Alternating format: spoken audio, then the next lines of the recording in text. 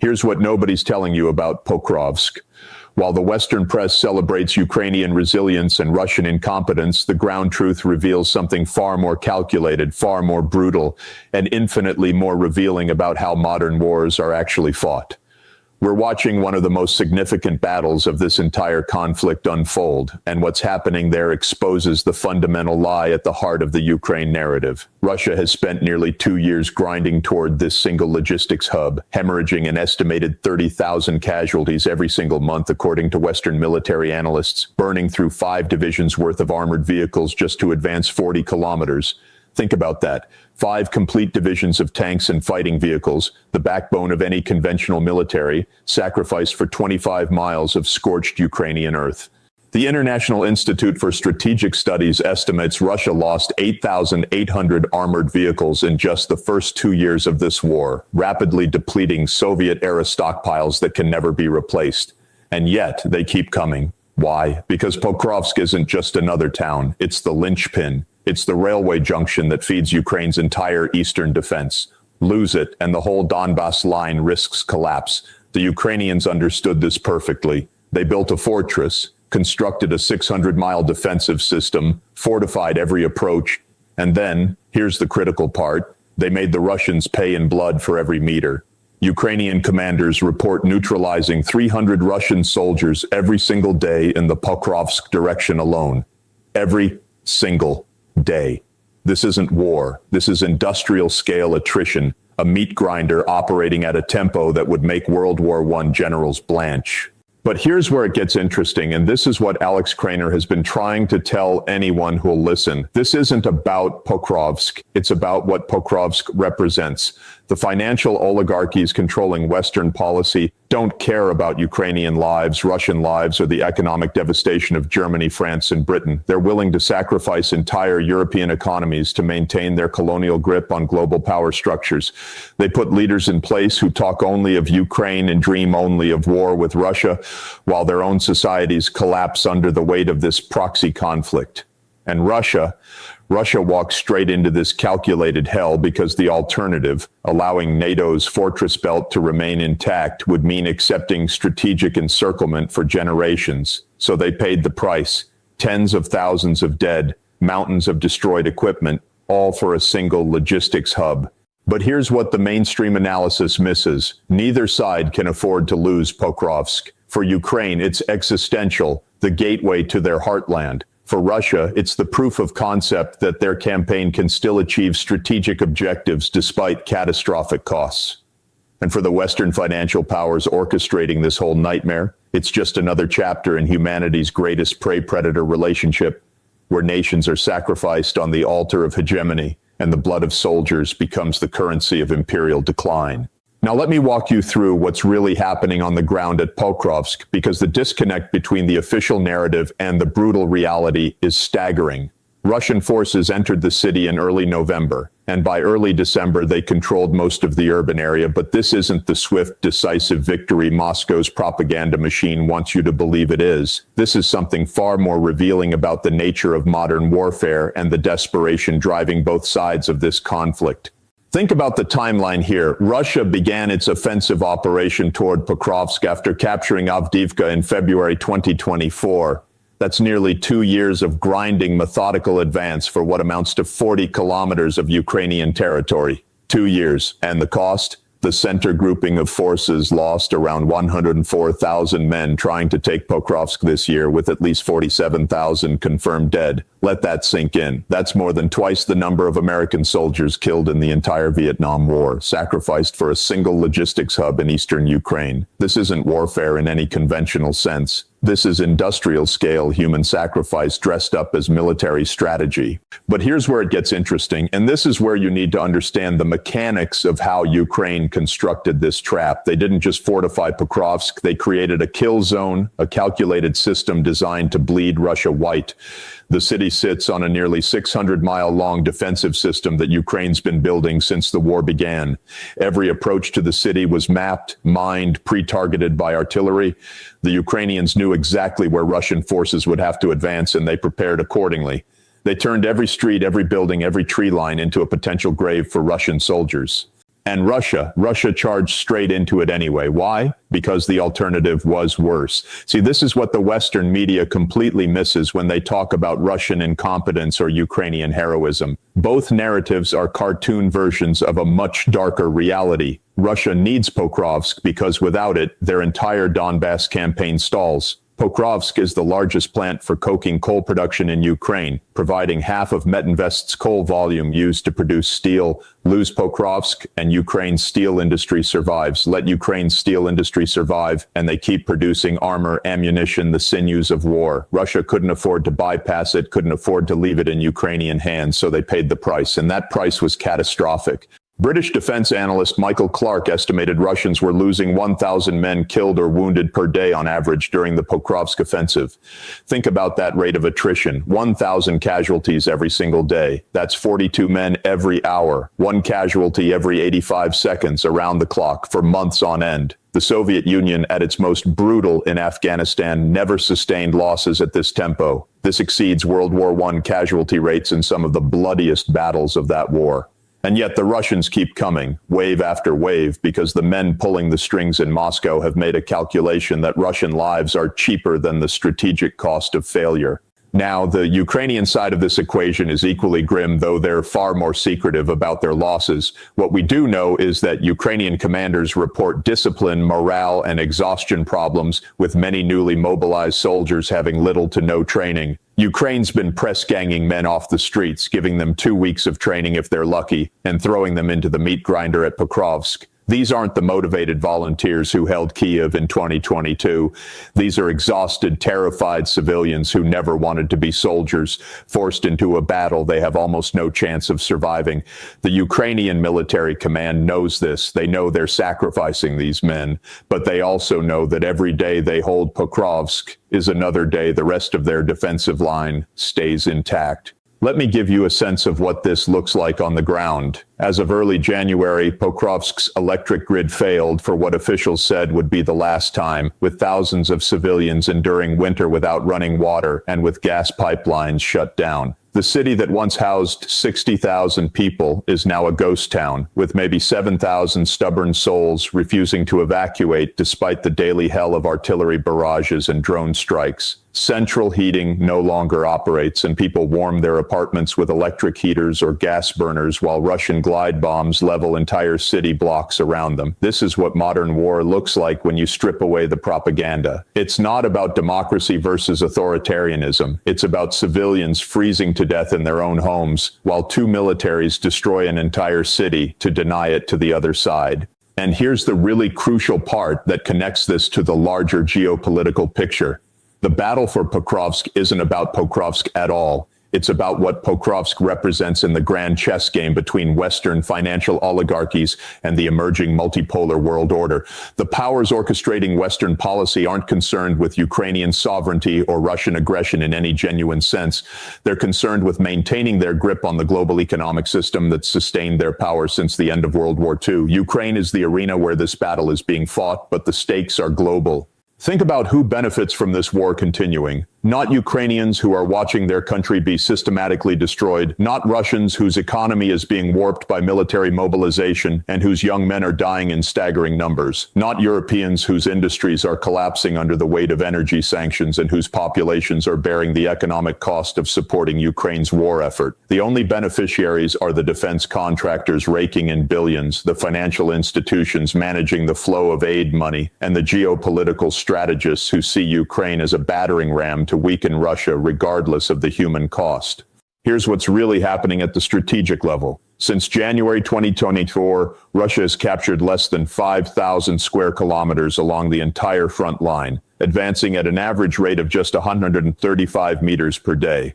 That's slower than the Allied advance in some of the worst battles of World War I. Russia is burning through Soviet-era stockpiles of equipment that can never be replaced, hemorrhaging men at a rate that's unsustainable over the long term, and gaining territory at a pace that makes their stated objectives laughable. They claim they're liberating the Donbass. At the current rate of advance, it would take them decades to capture the entire region, assuming Ukraine doesn't counterattack and push them back like they did in 2022. But Russia keeps grinding forward because stopping means admitting failure. And admitting failure means the entire justification for this war collapses. Putin has staked his regime's legitimacy on the Ukraine campaign. He can't afford to lose, so he keeps feeding men into the machine, keeps accepting casualty rates that would have toppled any previous Russian government, keeps pretending that tactical gains like Pocrovsk represent strategic victories when in reality they represent strategic exhaustion. Ukraine, meanwhile, is caught in an equally impossible position. They can't win a conventional military victory against Russia. The math doesn't work. Russia has 3 times Ukraine's population, a far larger economy despite sanctions, and can sustain this war of attrition longer than Ukraine can. But Ukraine can't surrender either, because surrendering means accepting Russian occupation, and the Ukrainian population has demonstrated they're willing to endure unimaginable hardship rather than submit to Russian rule. So Ukraine fights on, trading space for time, bleeding Russia with every meter of ground they give up, hoping that eventually Russian society will collapse under the strain of casualties and economic pressure. And both sides are being encouraged in this suicidal strategy by external powers who have their own agendas. The United States and its NATO allies keep promising Ukraine just enough support to keep fighting, but not enough to actually win. They provide weapon systems with restrictions on how they can be used, deliver aid packages that are impressive on paper but inadequate in practice, and make vague promises about eventual NATO membership that everyone knows will never materialize. Why? Because a Ukraine that's actively fighting Russia serves American interests better than a Ukraine that either wins decisively or negotiates a settlement. A grinding war of attrition in Ukraine ties down Russian military resources, degrades Russian capabilities, and sends a message to China about the costs of territorial expansion, all without risking a single American soldier. This is the calculation that Western policymakers have made, and it's a calculation that treats Ukrainian lives as expendable resources in a larger geopolitical game. The same policymakers who express horror at Russian casualties and praise Ukrainian resistance are the ones ensuring that this war continues indefinitely. They're not trying to help Ukraine win. They're trying to use Ukraine to weaken Russia, and if that means sacrificing an entire generation of Ukrainian men and turning Ukrainian cities into rubble, well, that's a price they're willing for Ukrainians to pay. Let's talk about the economic dimension of this, because it's absolutely critical to understanding what's really at stake. Loss of the Pocrovsk coal mine would diminish Ukrainian steel production to only 2 to 3 million metric tons, down from a projected 7.5 million by the end of 2024. That's not just an economic blow, that's a body blow to Ukraine's ability to sustain its war effort. Steel production is the foundation of military industrial capacity. You need steel for vehicles, for ammunition casings, for infrastructure repair. Without Pokrovsk's coal, Ukraine becomes even more dependent on Western aid, which means even more control handed over to Western financial institutions and political interests. And here's where Alex Krainer's analysis becomes absolutely essential. The financial oligarchies controlling Western policy don't care about Ukrainian independence in any meaningful sense. They care about Ukraine as a market, as a source of resources, as a geopolitical asset. The reconstruction of Ukraine, whenever this war finally ends, will be one of the largest financial opportunities in generations. Trillions of dollars in contracts for Western corporations, debt obligations that will bind Ukraine to Western financial institutions for decades, privatization of Ukrainian state assets at fire sale prices. This is the colonial playbook, dressed up in the language of democracy and humanitarian concern. Russia knows this, which is why they're willing to pay such a horrific price for places like Pokrovsk. They understand that losing Ukraine to Western economic domination would represent an existential threat to Russian sovereignty.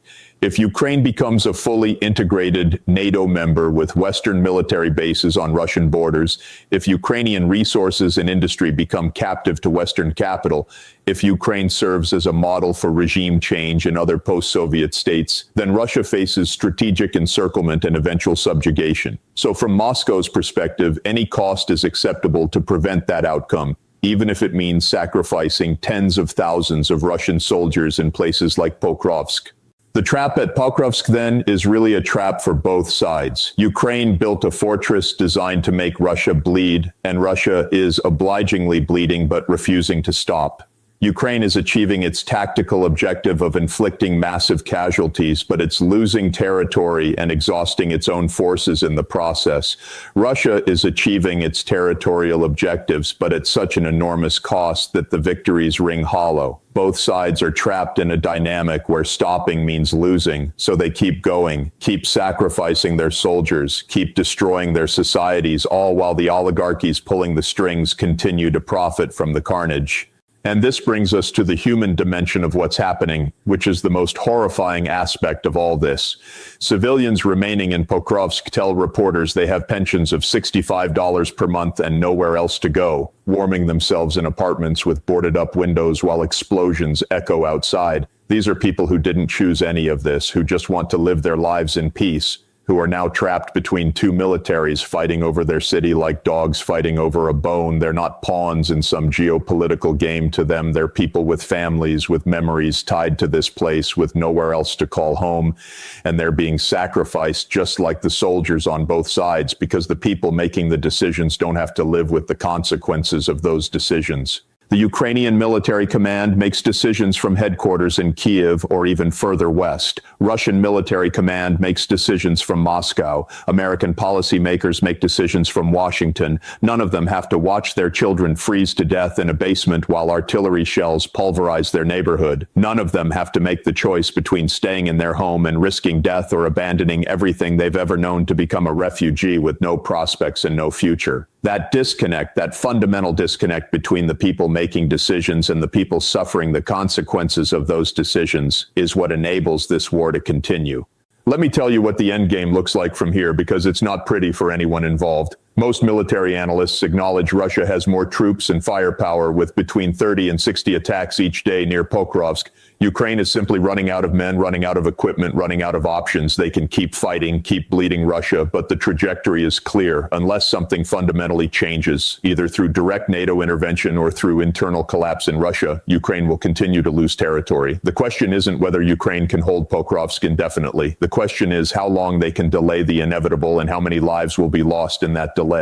Russia, meanwhile, is approaching its own breaking point, though it's harder to see from the outside. Military analysts estimate Russia is losing or injuring as many as 30,000 soldiers every month along the entire front, and their system for replacing those losses is breaking down. They've resorted to recruiting prisoners, offering enormous signing bonuses to volunteers, even pulling in troops from allied states like North Korea. These are not the actions of a military confidently grinding toward victory. These are the actions of a military desperately trying to sustain an unsustainable campaign. The strategic question is what happens when one side finally breaks. If Russia exhausts itself first, if casualty rates finally exceed their ability to replace troops, if economic sanctions finally bite deep enough to force them to the negotiating table, then Ukraine might survive as an independent state, though one utterly devastated by years of war. But if Ukraine breaks first, if Western support falters, if Ukrainian society simply can't sustain the losses anymore, then we're looking at a Russian occupation of eastern Ukraine that will make the current conflict look mild by comparison. Partisan warfare, repression, decades of frozen conflict that will poison relations between Russia and Europe for generations.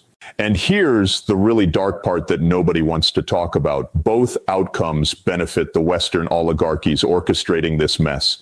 A Russian victory weakens Europe by creating a hostile power on its borders, which drives European defense spending and increases European dependence on American military protection. A Ukrainian victory exhausts Russia and demonstrates the consequences of challenging Western hegemony, which serves as a warning to other potential adversaries. Either way, the military-industrial complex profits, the financial institutions managing war debt and reconstruction profit, and the geopolitical strategists get to redraw maps and extend influence. The only losers are the people actually doing the dying. This is why understanding Pokrovsk matters. It's not just about one city in eastern Ukraine. It's about the mechanisms of modern imperialism, about how oligarchic systems sacrifice populations to maintain power, about how the language of democracy and freedom is weaponized to justify outcomes that serve neither democracy nor freedom. The battle for Pokrovsk is humanity's oldest story, the story of predator and prey, dressed up in modern military hardware and broadcast live on social media. Every Russian soldier charging into Ukrainian machine gun fire at Pokrovsk is prey. Every Ukrainian conscript forced into uniform and sent to hold an indefensible position is prey. Every civilian sheltering in a basement while their city is systematically destroyed is prey. The predators are the ones safe in their capitals and conference rooms, making calculations about acceptable losses and strategic gains, insulated from the horror they're creating. And the most frustrating part is how obvious all of this is once you step back and look at the pattern. This isn't new. This is how oligarchies have always operated. Read your history. Read about how European powers carved up Africa in the 19th century, how they sacrificed millions of their own citizens in World War I fighting over colonial possessions and national prestige, how they systematically exploited entire continents to enrich a tiny ruling class. The mechanics haven't changed. The technology has advanced, the propaganda has gotten more sophisticated, but the fundamental dynamic remains identical. The few who hold power will sacrifice the many who don't to maintain that power. What makes Ukraine different is that we're watching it happen in real time. With unprecedented access to information, we can see the casualties mounting, can watch the cities being destroyed, can listen to the people trapped in this nightmare describe what it's like. And yet nothing changes. The war grinds on. The casualties mount. The oligarchies profit because at the end of the day, the system is working exactly as designed. It's not a failure. It's a feature. So when you see headlines about Russia capturing Pocrovsk or Ukraine holding the line, understand what you're really looking at. You're looking at the latest iteration of humanity's oldest and most brutal relationship, the predator-prey dynamic that has defined civilization since the first tribal chiefs sent warriors to fight and die for resources and territory. The only difference is scale. In Pokrovsk, we're watching that dynamic play out with modern weapons, instant communications, and a global audience. But the fundamentals remain unchanged, and they will remain unchanged as long as we continue to accept systems of governance that concentrate power in the hands of oligarchies who don't have to live with the consequences of their decisions. That's the real lesson of Pokrovsk. Not that Russia is evil or Ukraine is heroic, not that NATO is defensive or expansionist, but that the entire system is designed to produce exactly this outcome. War benefits those who profit from it, and those people have structured global power systems to ensure that wars continue. Until we recognize that fundamental truth and start building systems that don't reward mass death, we're going to see more Pokrovsks, more Bakhmuts, more cities turn to rubble, while soldiers on both sides die by the thousands for objectives that serve everyone's interests except theirs. That's the trap, and we're all in it.